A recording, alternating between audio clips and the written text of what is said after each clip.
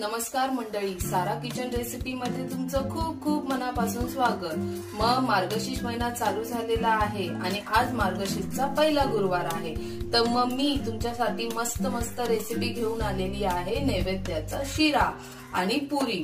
तर चला बघूया काय काय साहित्य आहे आणि सगळ्यांना मार्गशीर्षचा पहिला गुरुवारच्या हार्दिक हार्दिक शुभेच्छा। चला बघूया शिऱ्यासाठी काय काय साहित्य लागणार आहे।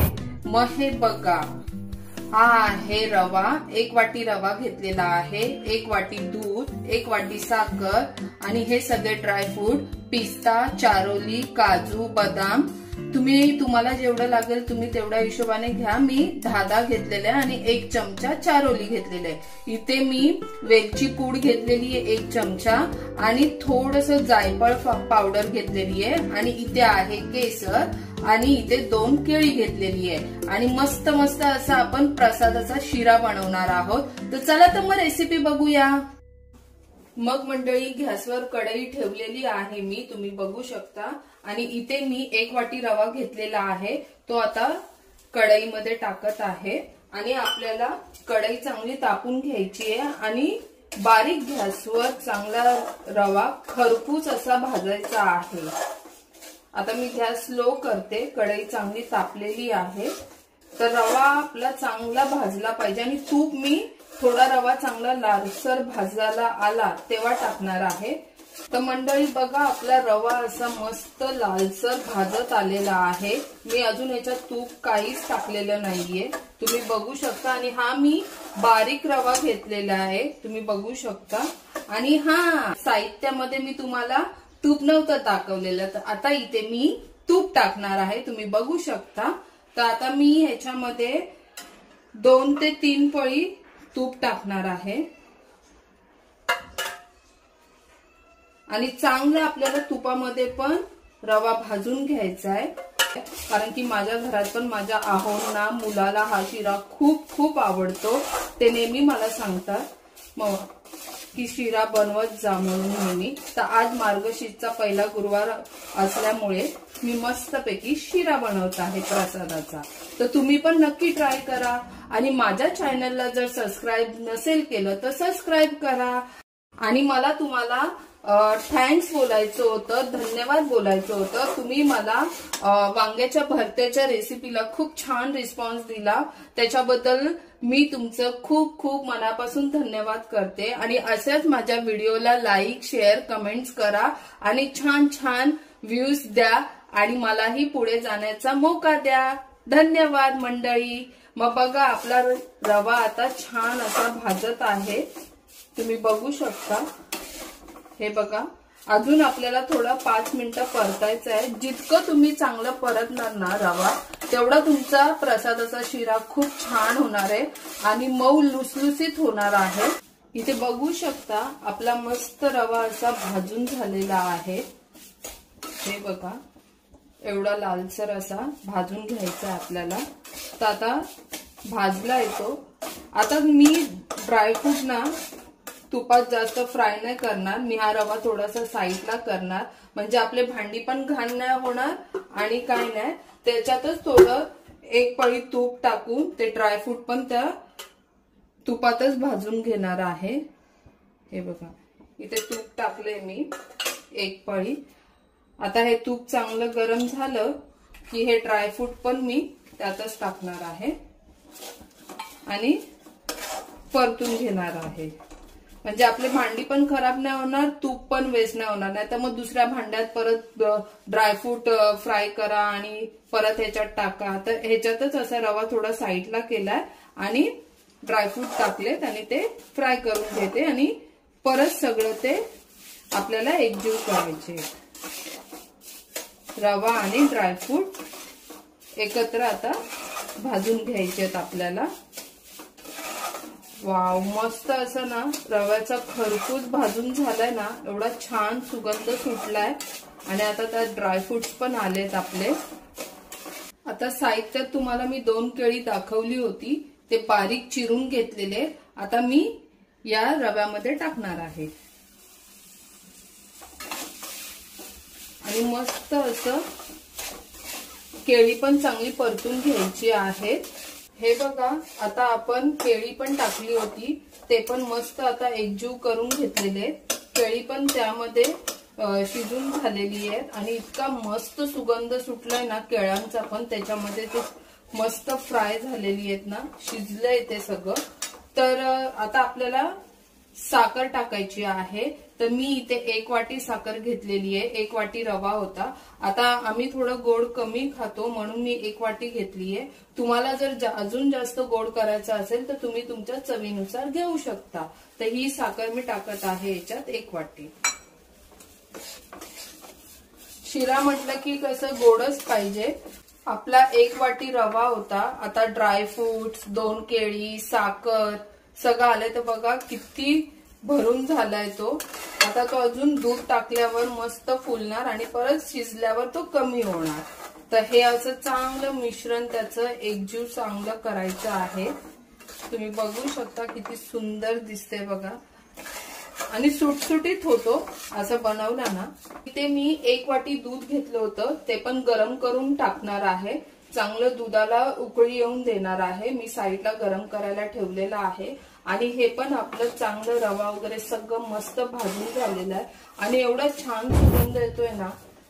प्रसादाचा शिरा झटकीपटच होतो, पण रवा वगैरे चांगला भाजला की तो लगेचच होतो. पण रवा चांगलाच भाजायचा आहे आपल्याला.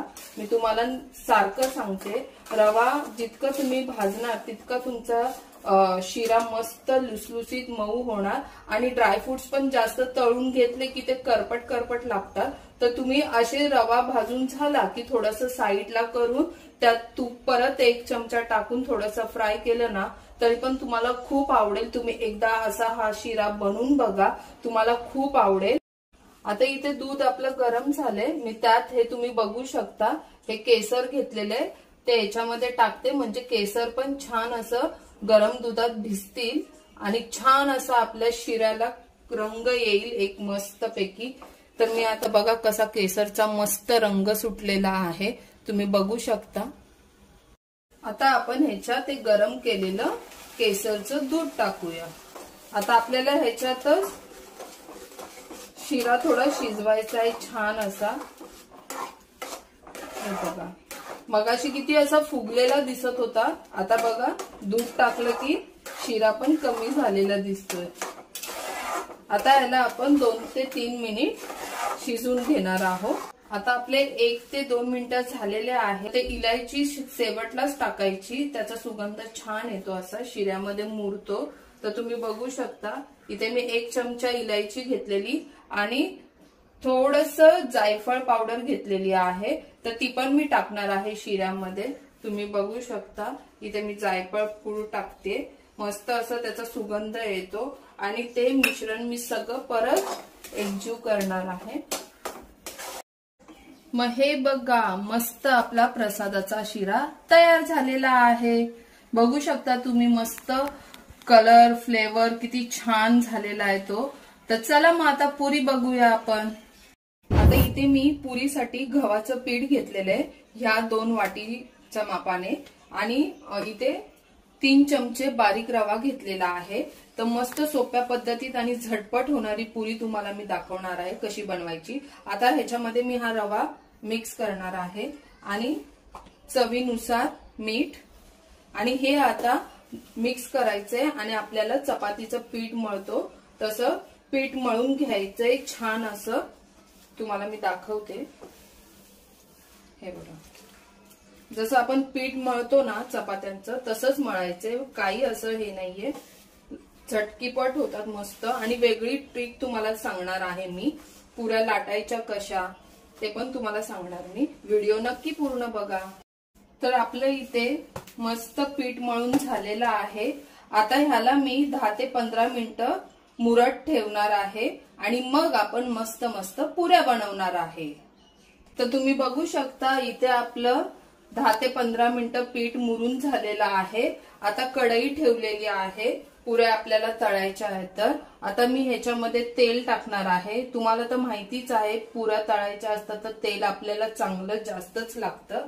तर मी इथे बघा कढईमध्ये तेल टाकलेलं आहे गरम होण्यासाठी. आता तेल चांगलं आपल्याला गरम करून घ्यायचंय आणि मग मी तुम्हाला मस्त साध्या सोप्या पद्धतीत पुऱ्या कशा लाटायच्या आणि कशा तळायच्या ते पण दाखवणार आहे। तर हे बघा, मी पिठाचा गोळा घेतलेला आहे। एवढाच गोळा घ्यायचा आपल्याला आणि चांगलं असं त्याला वळायचं आहे। आणि तुम्ही इथे बघू शकता मी सुक्क पीठ वगैरे घेतलेलं नाहीये। तर आता इथे कढईमध्ये तेल तापत आहे आणि मी ह्या तेलाचा असं गोळ्यावर घेणार आहे आणि पिठाचा वापर न करता मी तेलाचा वापर करून मस्त पुरी अशी लाटून घेणार आहे चारी बाजूंकडून छान अशी, तुम्ही बघू शकता। आणि मस्त काही गरज नाही आपल्याला ते माप बीप करायची, तर तुम्ही असं, तर हे बघा अशी हलक्या हातानेच आपल्याला पुरी लाटून घ्यायची आहे। आणि इथे बघायचं आहे आपलं तेल गरम झाले की नाही। तर इथे मी छोटासा गोळा टाकणार आहे, आपलं तेल गरम झाले की नाही बघायला। तुम्ही बघू शकता तेल आपलं छान असं गरम झालेलं आहे। तर आता इथे मी ही पुरी लाटलेली आहे बिना पिठाची, तुम्ही बघू शकता पिठाचा मी सुक्का वापर नाही केलेला आहे। आता ही पुरी मी तेलामध्ये अलगद सोडणार आहे। आता तुम्ही बघू शकता बघा किती मस्त पुरी मऊ आणि लुसलुसीत ती पुरी होणार आहे आपली, सुका पिठाचा न वापर करता। आहे की नाही नवीन पद्धत आणि साधी सोपी पद्धत। पीठ वगैरे आपलं छान असं मळून घ्यायचं आहे, थोडा रवा त्याच्यामध्ये टाकून 10 ते 15 मिनिटं त्याला मुरत ठेवलं की बघा अशा छान अशा पुऱ्या तयार होतात। परत एक पुरी तुम्हाला बनवून दाखवणार आहे। तुम्ही असं जास्त डीप वगैरे टाकू नका, फक्त हलक्या हाताने असं वर हे करायचंय आणि इथे तेल आलेलं आहे ते चांगलं गोळ्याला लावून घ्यायचंय आणि हलक्या हाताने अशी आपल्याला चारी बाजूनी पुरी लाटून घ्यायची आहे। ते शेप वगैरे द्यायचं पण ह्याच्यामध्ये काय नाही, पण पुऱ्या एवढ्या छान होतात ना। तुम्ही बघू शकता आपली पुरी लाटून झालेली आहे। मी आता तेलामध्ये सोडते बघा, आहे की नाही छान साधी सोपी पद्धत। हे बघा कशा टम फुगल्यात पुऱ्या बघा। आणि ह्या पुऱ्या तुम्ही चहा सोबत नाश्त्याला पुरी भाजी मस्त करून खाऊ शकता। खूप साधी सोपी पद्धत आहे, पीठ लावायची पण गरज नाही आणि पिठाचा घाण पण होत नाही किचन मध्ये। हे बघा मस्त मस्त आपली पुरी तयार झाली आहे, तुम्ही बघू शकता किती नरम आणि हे बघा खायला पण खूप सॉफ्ट लागते। तुम्ही चहा बरोबर वगैरे पण खाऊ शकता आणि ही 2 ते 3 दिवस जरी ठेवली तरी पण अशी मऊ लुसलुसीतच राहते। तुम्ही एकदा अशा पद्धतीने ट्राय करा, खूप छान बनतात पुऱ्या। मग मंडळी आपली नैवेद्याची थाळी तयार झालेली आहे, तुम्ही बघू शकता मस्त चमचमीत।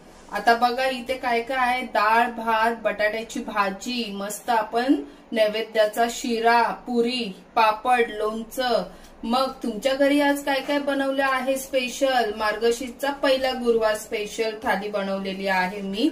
मग मंडळी माझ्या चॅनलला जर तुम्ही सबस्क्राईब नसेल केलं तर सबस्क्राईब करा आणि अशा छान छान रेसिपीसाठी मला कमेंट्स करा आणि सांगा तुम्हाला माझ्या कशा वाटतायत रेसिपीज, आणि माझ्या व्हिडिओला छान छान लाईक करा। Bye bye.